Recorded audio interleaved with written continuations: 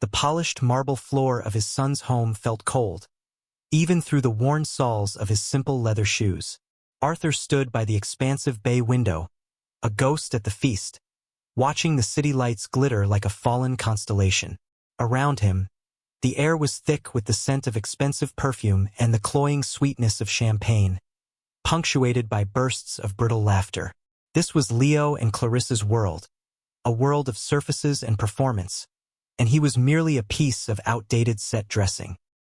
He had felt the shift in the room's atmosphere the moment Clarissa had set her sights on him, her smile a predatory glint under the recessed lighting. She glided towards him, a glass of champagne held delicately in her perfectly manicured fingers, her husband, his son, trailing in her wake like a well-trained dog. "Arthur," she began, her voice loud enough for the nearby cluster of guests to hear, a calculated performance of concern. "We were just talking. Some of our friends were asking where you live. I had to explain that you're renting. A little place, isn't it?" She didn't wait for an answer, turning to her audience. "He's so humble, prefers a simple life." The words were framed as a compliment, but the tone was pure acid, a dismissal wrapped in faux admiration. An older man in a bespoke suit chuckled condescendingly. "Nothing wrong with renting, I suppose. Keeps you flexible." Clarissa seized the opening, her voice dropping to a stage whisper that carried across the room. "Flexible, yes, but it's such a shame, isn't it? All that money just gone, thrown away every month. I keep telling him you have to build equity, Arthur. Otherwise, what's the point? You work your whole life and end up with nothing to show for it." Arthur's gaze remained fixed on the distant city, his face a calm, unreadable mask. He didn't speak. He didn't argue. He just stood.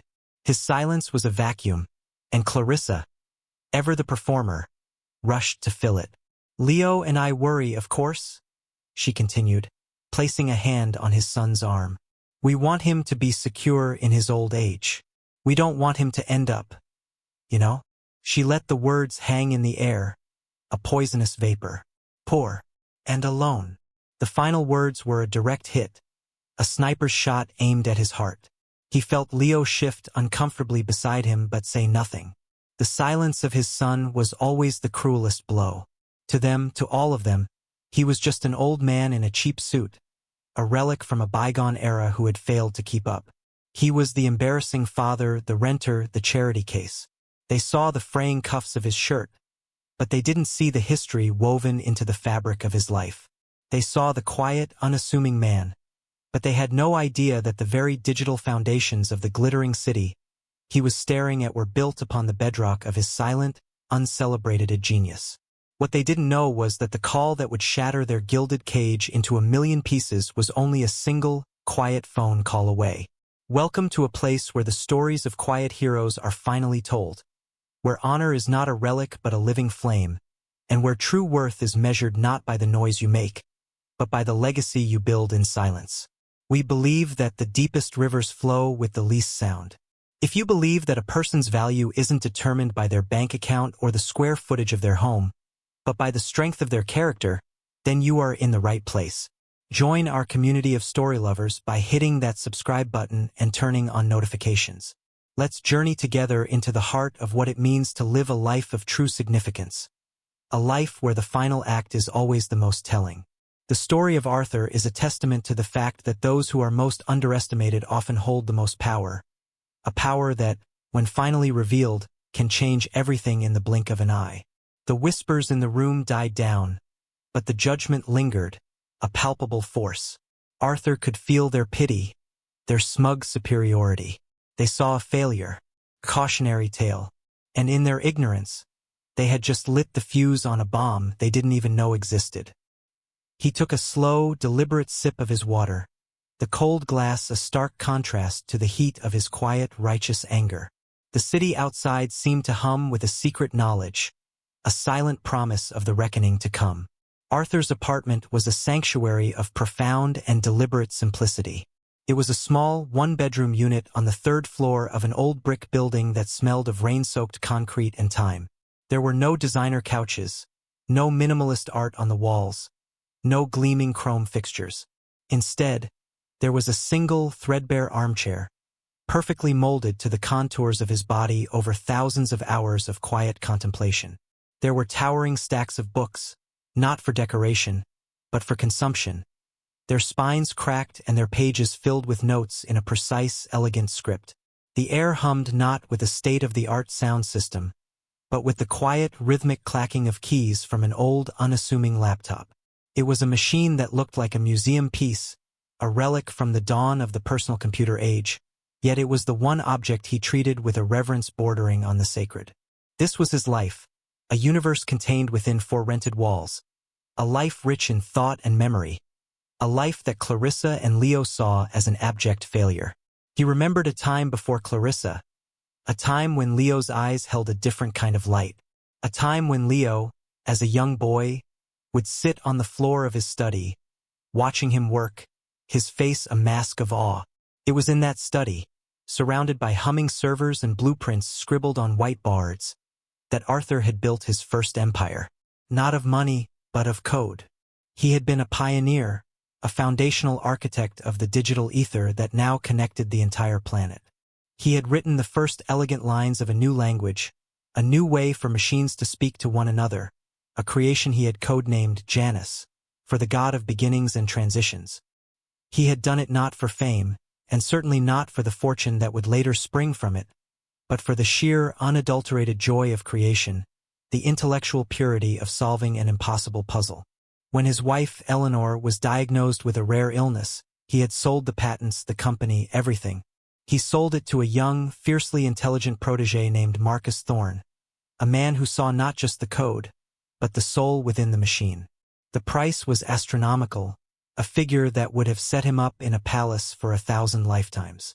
But Arthur didn't want a palace. He wanted time. He took the money and walked away from the world he had helped to build, pouring every ounce of his energy and resources into Eleanor's care. They traveled, they lived, they loved fiercely in the face of the inevitable. After she was gone, the money felt like ash in his hands. It was then that Leo, fresh out of business school with a new, ambitious girlfriend named Clarissa, had come to him. He'd spoken of dreams, of starting a life, of needing a leg up. He needed a down payment for a house, a proper house, a house that would signal his arrival in the world. Without a second thought, Arthur had given it all to him. The bulk of the fortune, a king's ransom, transferred from his account to his sons. He had kept only a fraction, a small, managed fund that provided for his simple needs, more than enough for a rented apartment, for good books, for quiet days. He never told Leo the true scale of what he had been given. To him, it was just a father's gift. To Leo and Clarissa, it became an entitlement, and soon a forgotten fact, absorbed into the narrative of their own success. They saw his subsequent simple life not as a choice, but as a consequence. In their minds, he had given them what he had, and now there was nothing left. His frugality was not dignity, but necessity. His rented apartment was not a preference, but a prison of his own making. He would sit in his worn armchair, the old laptop open, his fingers dancing over the keys, not writing emails or browsing the web, but crafting elegant, complex algorithms for his own intellectual satisfaction. The screen would fill with lines of code that were, in their own way, sonnets, beautiful and perfect and utterly incomprehensible to the world outside. He was not a renter in a small apartment. He was a king in a self-imposed, peaceful exile, watching the world he had created spin on without him, and he had been content with that. Until now, Clarissa's words had been more than an insult. They had been a desecration of his choices, of Eleanor's memory, of the quiet, dignified life he had so carefully constructed. The sleeping giant, the quiet titan of a forgotten age, had been prodded one too many times, and he was beginning to stir. The phone call came on a Tuesday. The rain was streaking down the window panes of Arthur's apartment, blurring the world outside into a watercolor wash of gray and brown. He was reading a well-worn copy of Meditations, the ancient words of familiar comfort, when his phone buzzed on the side table. It was Leo. Dad. His son's voice was bright, artificially cheerful. Big news. You're going to be a grandfather. Arthur felt a complex wave of emotions wash over him. a flicker of genuine joy, swiftly followed by a cold, weary dread. He knew this was not a simple announcement. It was the opening move in a new campaign. "That's wonderful news, son," he said, his voice even. "Congratulations to you and Clarissa." There was a pause, and then Clarissa's voice, sharp and clear, cut in on the speakerphone. "We're thrilled, Arthur. Of course, this changes things. It makes us think about the future, about legacy." There was that word again. Legacy. A word they used like a weapon. Leo cleared his throat, taking back the lead. "What Clarissa is saying, Dad, is that we need to be practical. Now that there's a baby on the way, we need to ensure its future is secure. We've been talking to our financial advisor, and he thinks it's time we had a serious conversation about your estate." The audacity of it was breathtaking. His estate, the pittance they imagined he possessed. "We think you should update your will," Clarissa said, her voice smooth as polished stone. "To leave everything directly to the child, in a trust that, of course, Leo and I would manage. It's the smart thing to do, to protect your legacy for your grandchild." Arthur remained silent, letting the weight of their presumption fill the space. He could picture them perfectly, sitting in their sterile, white living room, a united front of entitled greed. "Furthermore," Leo continued, his voice gaining a nervous momentum, "we've been thinking about your living situation. That apartment, it's a drain on your resources. Every month just throwing money away.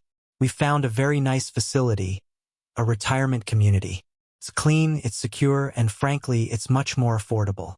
If you move there, you could save what's left of your money. For the baby."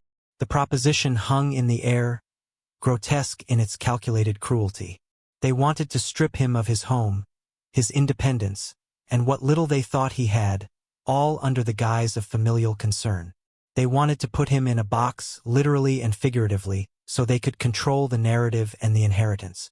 "It's for the best, Arthur," Clarissa added, her voice softening into a parody of sympathy. "You're not getting any younger. You need to be in a place where people can look after you. We can't always be there." This was the true inciting incident. It was no longer about casual disrespect at a dinner party. This was a deliberate, strategic attempt to erase him, to manage him out of existence. They were not just insulting his life.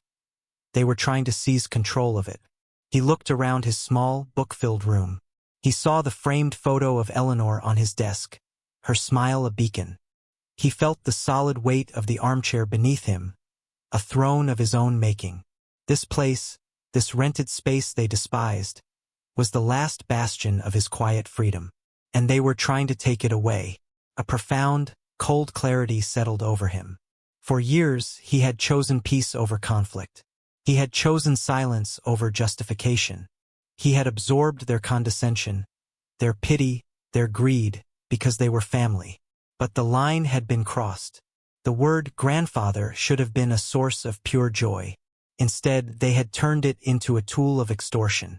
"I'll think about what you've said," Arthur said, his voice betraying no emotion. He ended the call before they could reply. He sat in the silence, the rain drumming a steady rhythm against the glass. He was not thinking about their proposition. He was thinking about architecture, not of buildings but of consequences. He was designing a new structure, a fortress of truth from which he would finally deliver his own verdict on their legacy. The time for quiet observation was over. The time for action had arrived. The weeks that followed were a study in calculated neglect. The phone calls from Leo dwindled from weekly to bi-weekly, then ceased almost entirely. When Arthur called him, the conversations were stilted, cut short by manufactured emergencies. "Sorry, Dad. Got to run. Big meeting. Can I call you back? Clarissa needs me." The wall of ice between them was growing thicker, colder, day by day. The most painful blow came unexpectedly. Arthur had a small, silver-framed photograph of Eleanor, taken on their honeymoon. It was his most treasured possession. He kept it on his bedside table, the first thing he saw in the morning and the last thing he saw at night. During a rare, brief visit, Clarissa had been in his bedroom, ostensibly to drop off some mail they had received at their house. A few days later, Arthur noticed the photograph was gone. He searched the small apartment, a growing panic tightening his chest. It was nowhere. He called Leo. "The photo of your mother," he said, his voice tight. "It's missing."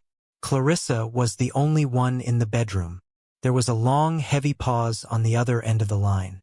"Oh, Dad," Leo sighed, his voice dripping with exasperated pity. "You're getting so forgetful. You probably misplaced it. Clarissa would never touch your things. Honestly, this is why we think the retirement community is such a good idea. You need supervision." The lie was so blatant, so cruel. It stole the air from his lungs. He knew, with a certainty that chilled him to the bone, that Clarissa had taken it. It wasn't for its monetary value.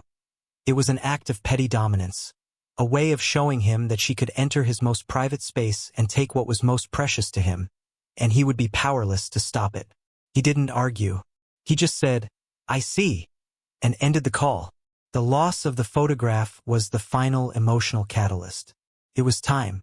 The next morning, Arthur put on his best, albeit still simple, suit and walked into the downtown office of a high-end real estate firm. He was directed to a young, eager agent named Chloe. She had bright, intelligent eyes and a kind smile that faltered slightly as she took in his worn shoes and a suit that was at least a decade out of style. She treated him with professional courtesy, but he could see the flicker of pity in her expression, the assumption that he was a dreamer, an old man looking to waste an afternoon fantasizing about properties he could never afford. "So, Mr. Jensen," she began, pulling up a sleek tablet. "What are we looking for today? A nice condo, perhaps? Something low maintenance?" Arthur looked at her, his gaze steady. "I am looking for a statement," he said, his voice quiet but firm. "Something with clean lines, a good view, and privacy." Chloe, recovering quickly, nodded. "Of course. Do you have a particular neighborhood in mind? And a budget range?" Arthur leaned forward slightly. "The budget is not a primary concern," he said simply. Over the next hour, Chloe showed him a series of multimillion-dollar listings. Penthouses with panoramic views, sprawling suburban mansions, historic brownstones. With each one, she expected him to balk at the price, to make an excuse to end the charade. Instead, he analyzed them with a startlingly keen eye. He pointed out structural flaws in architectural drawings, noted inefficient energy systems, and discussed the nuances of zoning laws with a knowledge that baffled her. He wasn't just looking at pictures. He was dissecting the very bones of the buildings. An unease began to creep into Chloe's professional calm. This was not the confused old man she had initially pegged him for. There was a depth here, a quiet authority that didn't match his appearance. "This one," Arthur said finally, pointing at a stunning minimalist villa perched on a cliffside overlooking the ocean. "Tell me about this one." Chloe swallowed. "That's the Sterling House, Mr. Jensen. Well, it's one of the most exclusive properties on the coast. The price is considerable." She named a figure that made even her feel a little dizzy. Arthur simply nodded. "I would like to see it." As they prepared to leave, Chloe's curiosity overwhelmed her. "Forgive me for asking, Mr. Jensen, but you seem to know a great deal about architecture and engineering." Arthur gave her a small, rare smile. "I've always been interested in how things are built."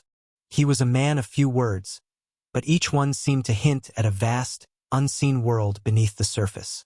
Chloe began to feel a thrill of anticipation, the sense that she had stumbled upon a story far more interesting than a simple real estate transaction. She was the first person in a very long time to look at Arthur and see not a relic, but a mystery. The tour of the Sterling House was a revelation, both for Chloe and for Arthur. For him, it was like coming home to a place he had never been. The villa was a masterpiece of modern design, a symphony of glass, steel, and natural stone that seemed to grow organically from the cliffside. It had an infinity pool that blended seamlessly with the horizon of the Pacific Ocean, floor-to-ceiling windows that drank in the light, and an austere, almost monastic sense of peace. The architect had clearly prioritized structure and flow over ornamentation, a philosophy that resonated deeply with Arthur's own soul.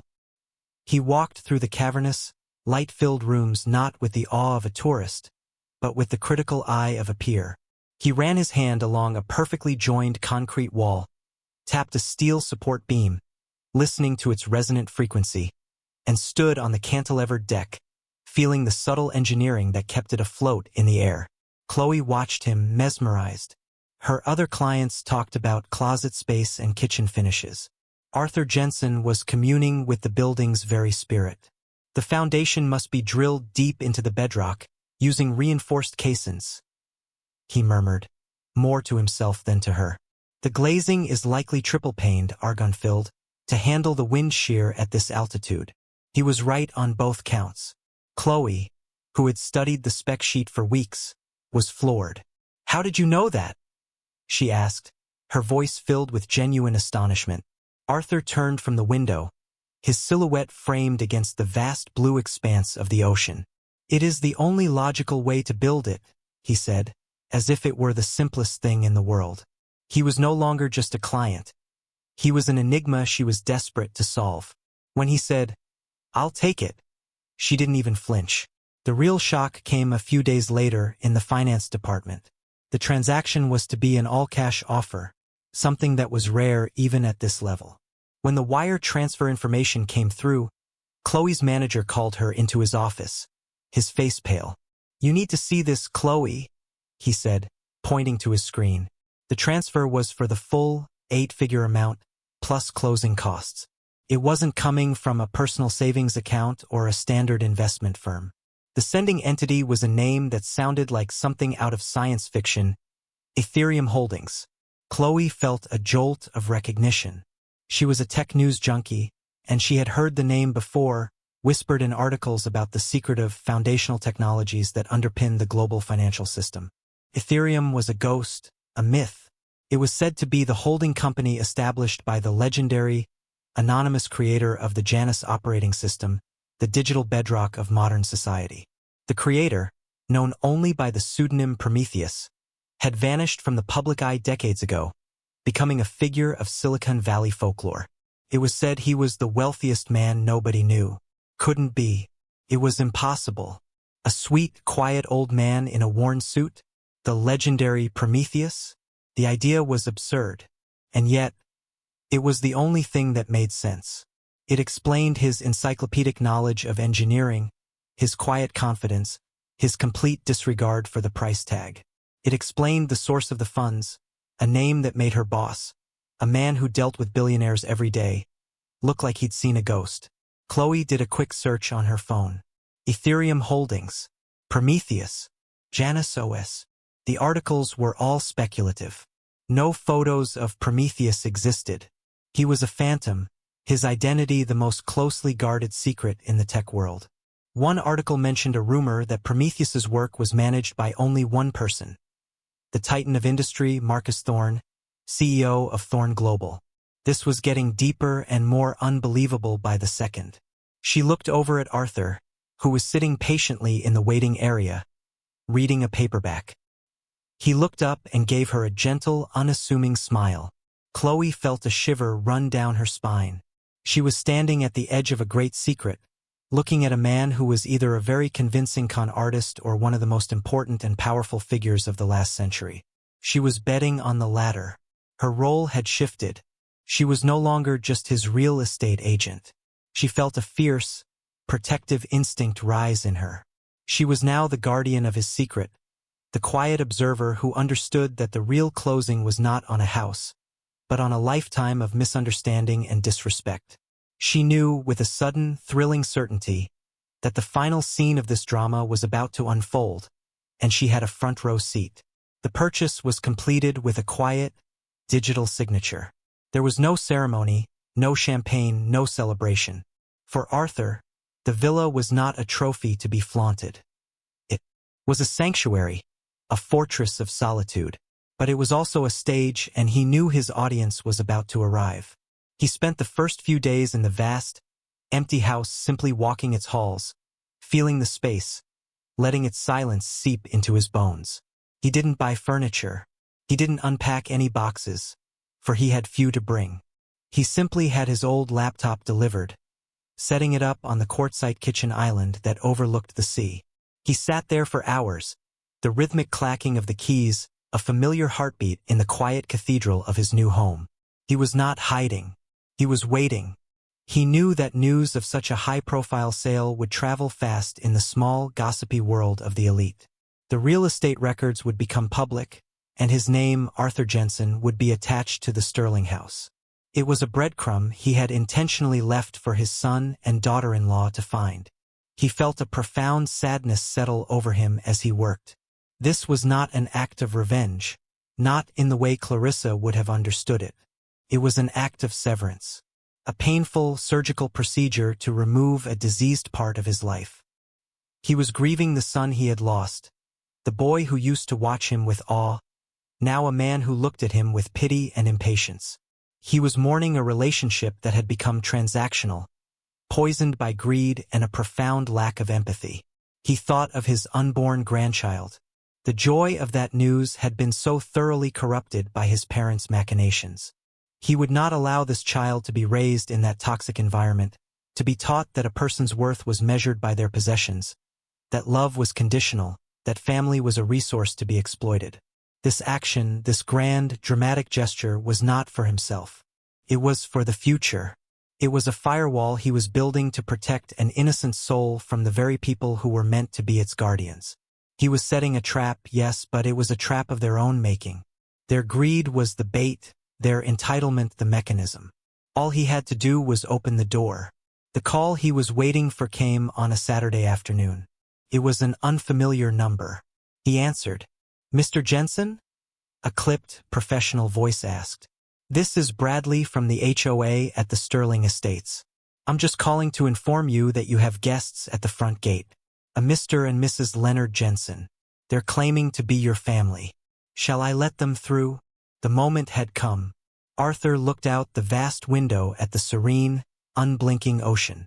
"Yes, Bradley," he said, his voice calm and steady. "Let them in." He ended the call and closed his laptop.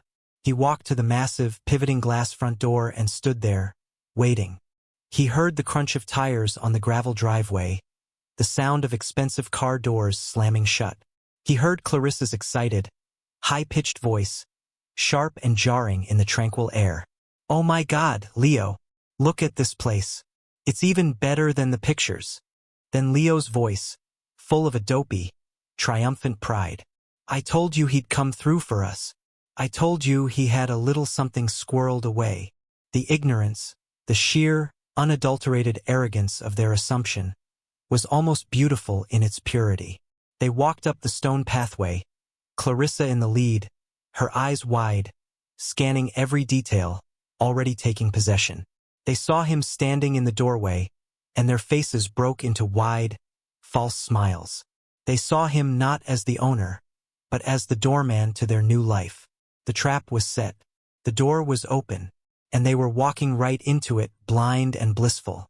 "Dad, this is incredible." Leo's voice echoed in the cavernous, sun-drenched foyer.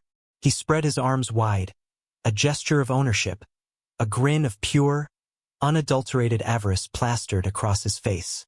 He seemed to believe this magnificent structure was a surprise gift, a grand apology for a lifetime of perceived frugality. Clarissa, however, was already in renovation mode, her eyes darting around with a critical, appraising glare. She ran a dismissive hand along a wall of exquisitely crafted teak. "It's nice," she conceded, her tone suggesting it barely met her standards.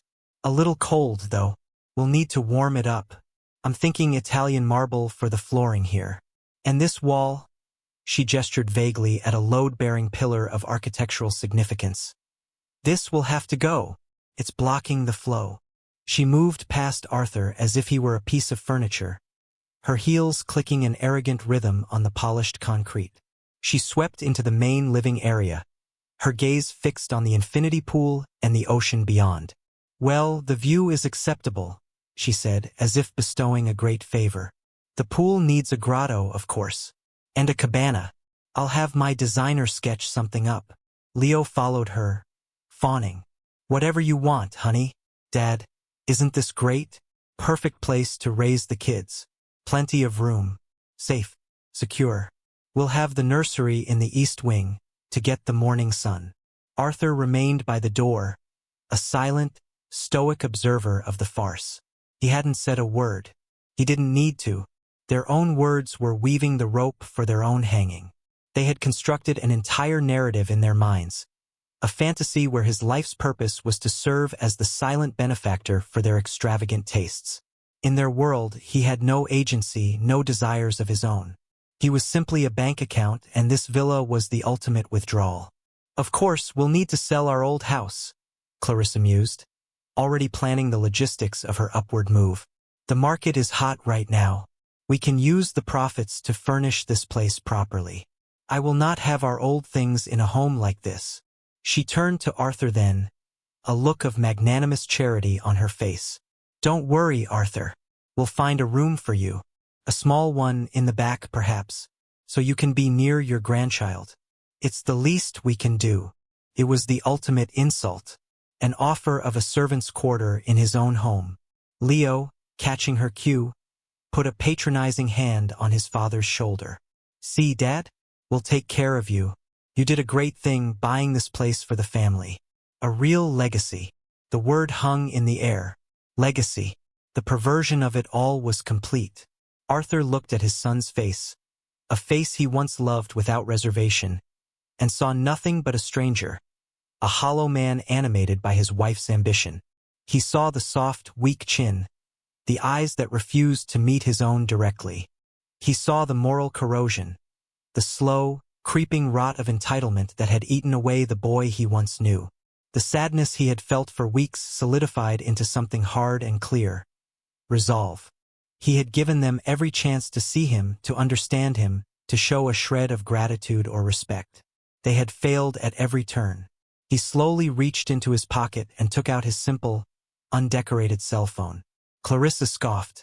Honestly, Arthur, can we get you a new phone? That thing is an antique. Leo chuckled. One thing at a time, honey. First the house, then the phone. Arthur ignored them. His thumb moved with practiced calm over the screen, selecting a single name from his contacts. He pressed the call button and lifted the phone to his ear. It rang only once. It's time, Arthur said into the phone. His voice was quiet, but it cut through their self-congratulatory chatter like a surgeon's scalpel. He said nothing more, just listened for a moment, then ended the call. Clarissa rolled her eyes. Who was that? The retirement home, telling you your room is ready? Don't worry, we'll cancel that for you. A faint sound drifted in from the driveway, a low, powerful hum that grew steadily louder. It was the sound of an engine unlike any they had ever heard. A deep, guttural purr of restrained, immense power. A sleek, impossibly black car, more like a stealth fighter than a vehicle, slid to a silent stop in front of the villa. The sunlight glinted off its obsidian surfaces. Leo and Clarissa stared, confused. The tension in the room shifted, the light, airy atmosphere suddenly charged with an unknown electricity. The driver's side door opened, but no one got out. It was the rear door that swung open with a quiet, hydraulic hiss. A single, impeccably polished black Oxford shoe emerged, followed by a leg in a perfectly tailored charcoal gray trouser. The man who stepped out of the car was an icon, a face they had seen on the covers of Forbes and Time, a titan of industry whose very name was synonymous with power and innovation.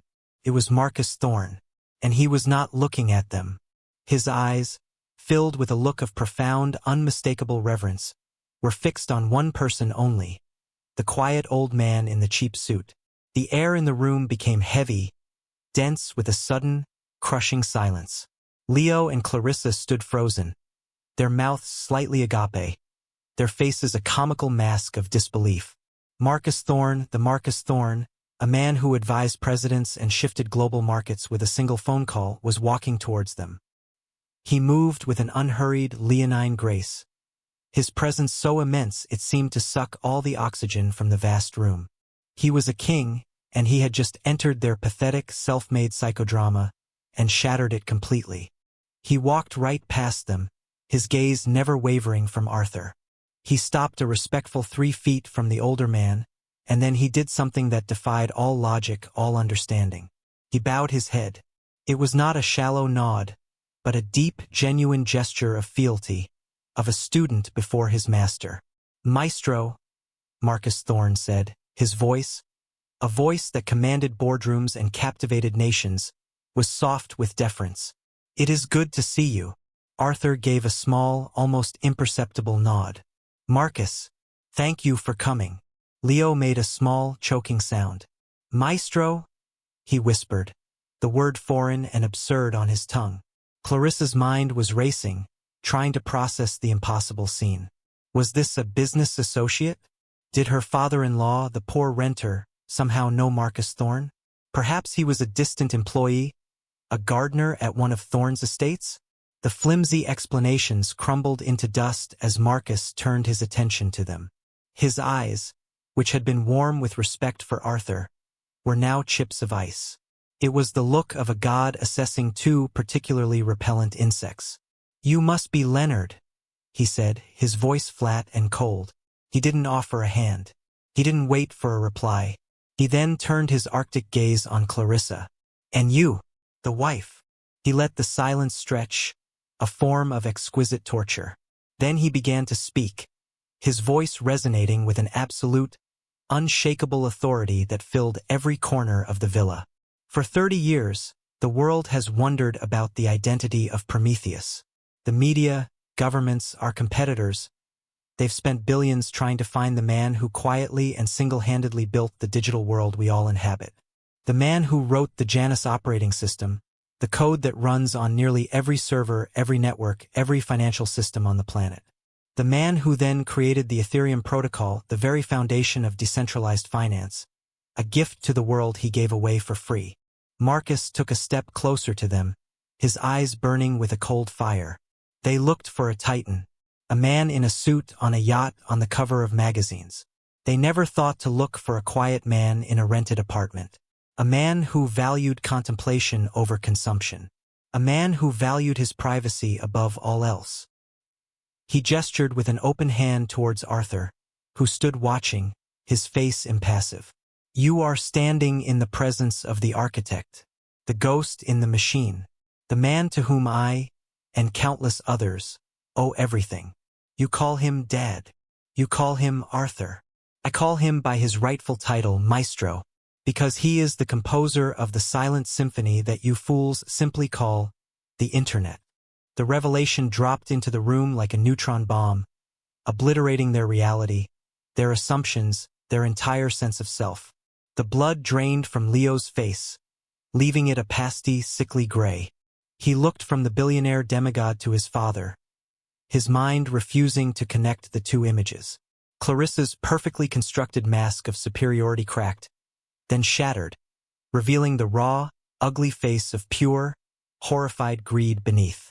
Her eyes, wide with shock, darted around the villa, not seeing architectural beauty, but seeing numbers, zeros, a fortune so vast it was incomprehensible, a fortune she had just mocked, insulted, and alienated with her petty cruelty. On-screen text could have flashed, listing Arthur's accomplishments in stark, white letters against a black screen. Creator, Janus OS. Inventor, Ethereum protocol. Net worth, classified. Holding company, Ethereum Holdings. The camera would pan slowly from Clarissa's crumbling face to Leo's look of dawning, gut-wrenching horror, and finally settle on Arthur, a quiet giant who had finally allowed his shadow to be seen. The silence that followed was absolute. It was the sound of a world ending. The aftermath of the monologue was not loud or explosive. It was a vacuum, a void where all of Clarissa's arrogance and all of Leo's weak justifications had been utterly annihilated. They stood like statues, sculpted from shame and regret. Clarissa's hands trembled, her knuckles white as she clenched her designer handbag. The bag, which moments before had been a symbol of her status, now looked like a cheap, pathetic prop. She opened her mouth to speak, but no sound came out. What could she possibly say? How could she apologize for a sin so profound, so rooted in a fundamental misunderstanding of reality? Any word she uttered would be a pathetic squeak in the face of this monumental truth. Leo was worse.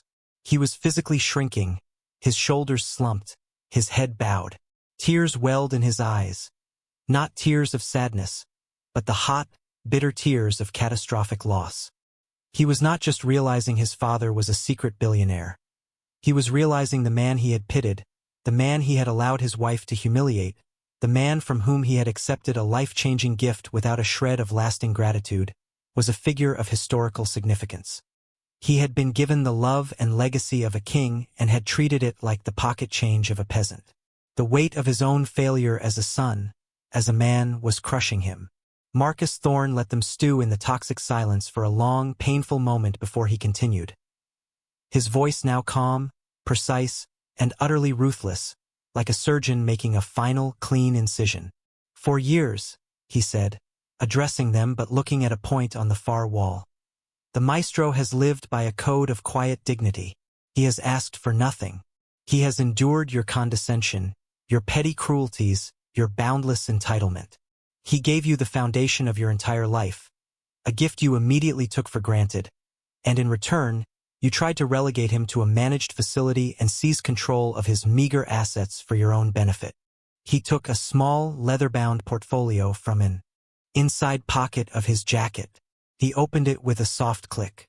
"The maestro has a deep and abiding love for family. It is why he has tolerated you for so long. And it is in the spirit of that love, for the future of his grandchild, that he has instructed me to make some new arrangements." He slid a single, elegant document from the portfolio. "This is the charter for the Prometheus Trust. It is an irrevocable trust established for the sole benefit of your unborn child. Upon their 18th birthday, they will have access to a fortune that will ensure they can pursue any dream, any passion, any calling for the rest of their life, and for generations to come. The assets funding this trust constitute the entirety of the maestro's holdings. A sum which, I assure you, is beyond your comprehension." Clarissa's head snapped up, a flicker of desperate, grasping hope in her eyes. The trust, the child. She was still connected. Marcus saw the look and his lips curled into a faint, cruel smile. "Of course," he continued. "Given your demonstrated character, the trust has certain firewalls. You, Leonard, and you, Clarissa, are explicitly and permanently barred from ever acting as trustees, beneficiaries, or advisors. You will have no access to the funds. You will have no control. You will not be consulted. A board of governors, handpicked by me and the maestro, will oversee the child's financial well-being. You will not touch a single cent." He paused, letting the finality of the words sink in. "You wanted his legacy. Now his legacy is protected. From you." He slid the document back into the portfolio and closed it with another soft, final click. The sound echoed in the silent room like a vault door swinging shut, locking them out forever. The last, desperate flicker of hope in Clarissa's eyes died, replaced by a vast, empty despair. She had been within touching distance of a world she could only dream of, and had, through her own spectacular arrogance, turned it to dust. Arthur had not moved. He had watched the entire exchange with a profound, quiet sadness. There was no triumph in his eyes, no satisfaction, only the deep, weary sorrow of a father who had been forced to perform a painful amputation. He looked at Leo, his son, who was now openly weeping, his body shaking with silent, racking sobs. This was the resolution he had sought, but it brought him no joy. It was merely a necessary ending. He finally spoke, his voice soft, not with anger, but with a simple, devastating finality. "The photo," he said, looking directly at Clarissa. "The silver-framed photo of my wife. I would like it back." Clarissa flinched as if struck. The petty theft, an act of dominance she had committed without a second thought, was now laid bare in this new, terrifying context. She had not just stolen a photograph. She had desecrated a monument. She fumbled in her purse, her hands shaking so violently she could barely work the clasp. She pulled out the small, silver frame and held it out, an offering to a god she had mortally offended. She couldn't meet his eyes. Arthur took the photograph from her trembling hand. He looked at Eleanor's smiling face. A private, intimate moment now returned to him. He gently wiped a smudge from the glass with his thumb. Then he turned to Marcus. "Thank you, my friend, for everything." "It is my honor, Maestro," Marcus replied, his voice once again filled with warmth and respect. "Always." Arthur then looked at his son and daughter-in-law, two broken people standing amidst the wreckage of their own greed. He gave them a final, lingering look, a look that held a universe of disappointment and lost love. And then, without another word, he turned his back on them. He walked slowly, deliberately, towards the center of his new home, the photograph held carefully in his hand.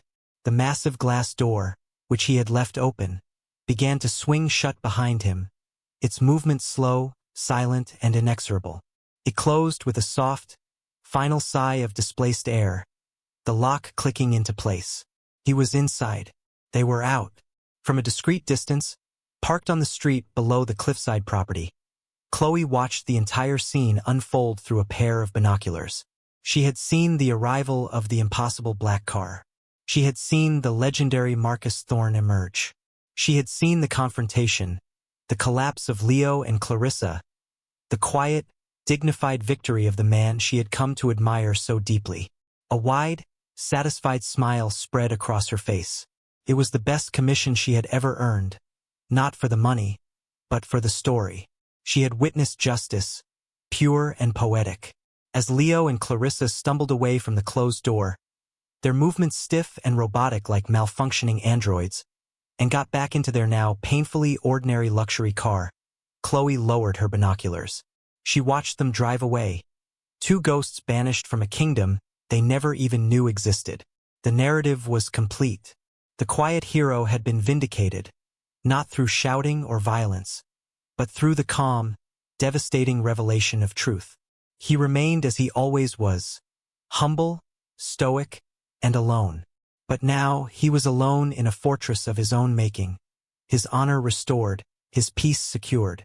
The lesson was clear, etched against the sunset over the Pacific. True wealth is not what you have, but who you are.